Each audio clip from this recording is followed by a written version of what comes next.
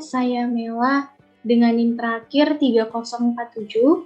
Pada video kali ini saya ingin mempresentasikan SOP Perguruan Tinggi Universitas Muhammadiyah Surabaya.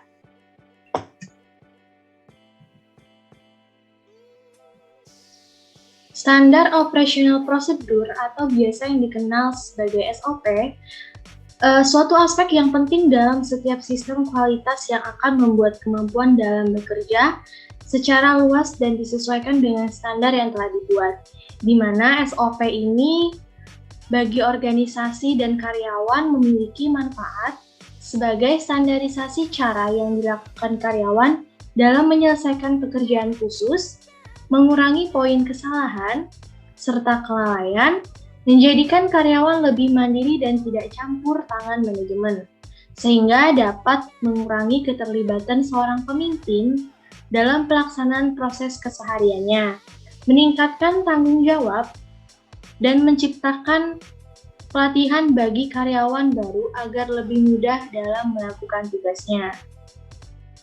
Selanjutnya, pentingnya SOP dalam perpustakaan dalam penyusunan rencana operasional yang baik dapat dijadikan salah satu ukuran untuk mengukur kinerja pustakawan. SOP sangat diperlukan bagi setiap pelaksana di lapangan sebagai pedoman dalam mengerjakan tugas menurut aturan yang berlaku. Nah, di dalam perpustakaan ini SOP juga diperlukan. Nah, SOP ini terdiri dari 3 kata, yaitu standar, operasional, dan prosedur. Standar dapat diartikan sebagai aturan yang wajib dilaksanakan. Prosedur yaitu rangkaian dari beberapa acuan kerja untuk mencapai tujuan yang diterapkan dalam suatu pekerjaan yang terjadi secara berulang, sehingga perlu batas waktu dalam setiap langkah agar disesuaikan dengan prosedur yang sudah ditetapkan. Sedangkan operasional berarti penjabaran. Nah, SOP di sini mencerminkan suatu sistem organisasi dan perpustakaan.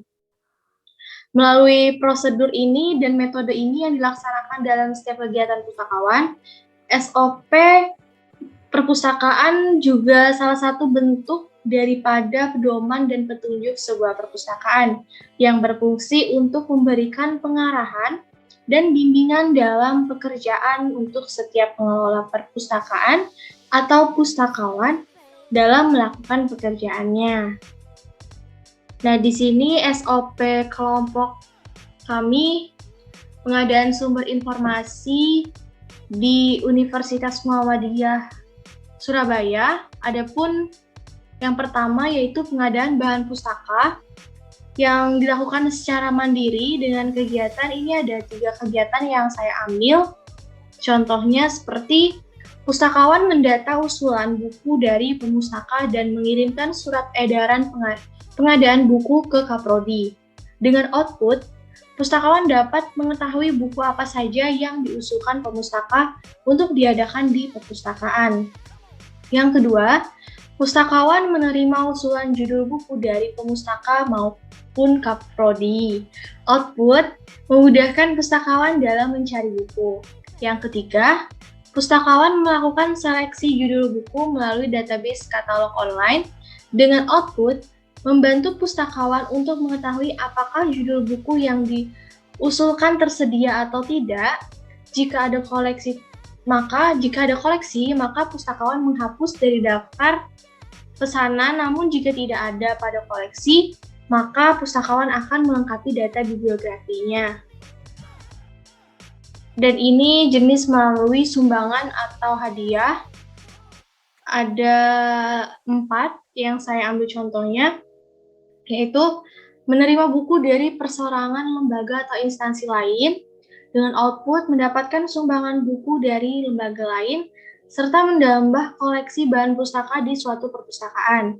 Yang kedua, membuat surat tanda terima dan ucapan terima kasih, dengan output sebagai tanda bahwa menghargai dan menandai telah menerima dari apa yang telah diberikan. Yang ketiga, penandatanganan surat tanda terima dan ucapan terima kasih, dengan output sebagai tanda bukti bahwa buku telah diterima. Yang keempat, mengirim surat tanda terima dan ucapan terima kasih kepada pemberi sumbangan hadiah, dengan output menjaga hubungan baik dengan lembaga lain. Yang keenam yaitu pengumpulan skripsi atau karya tulis mahasiswa. Di sini saya ambil contohnya 3 juga. Kegiatannya yaitu menerima skripsi tugas akhir atau karya tulis ilmiah dari mahasiswa dengan output pustakawan menerima skripsi dan mengelola tugas akhir dari mahasiswa.